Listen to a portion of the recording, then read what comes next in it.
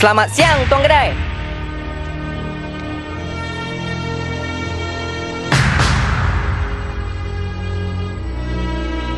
Adik Manjawa kena bunuh semalam. Lah ni, aku nak tahu ada siapa-siapa tak puas hati dengan dia. Itu cerita lama. Saya sudah tahu dari Facebook. Bukan kita yang buat. Yang penting, Abang Maliki cakap apa? Ayah Maliki tak tahu lagi. Nasib baik kita jaga lain. Mikael suruh aku mai cari cari siapa buat. Awak memandang saya begini serius, bagi ada sesuatu yang bermain di fikiran, Serivede, kongsilah dengan I, boy. Neh, tak payah duk basa baku sangat rah.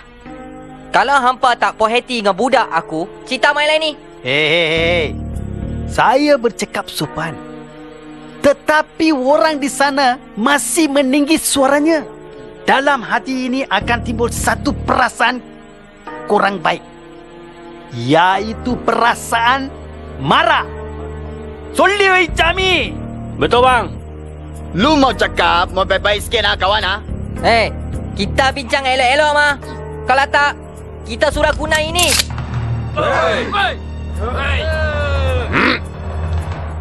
Apa lalu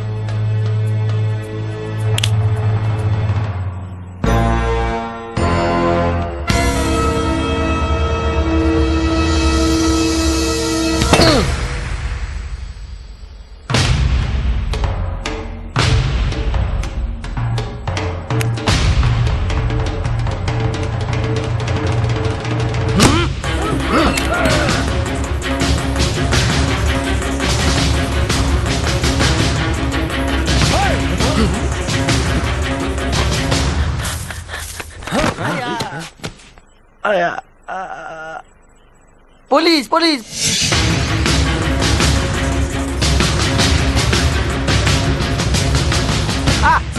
Sila duduk. Saya banyak bangga Tuan Malik saya punya kedai nanti ya.这个就排开嘞，拍嘛。 Macam ada pesta keramaian je kat sini. Kami lewat ke? Mana ada? Tak ada. Kita tiga saja. Jimmy, kedai lu banyak besar kan?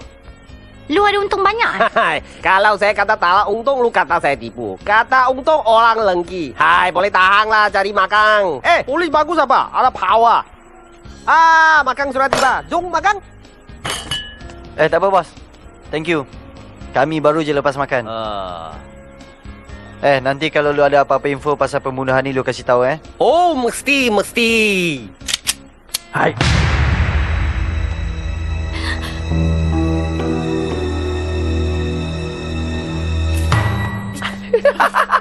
Cái gì vì mau này? Chào.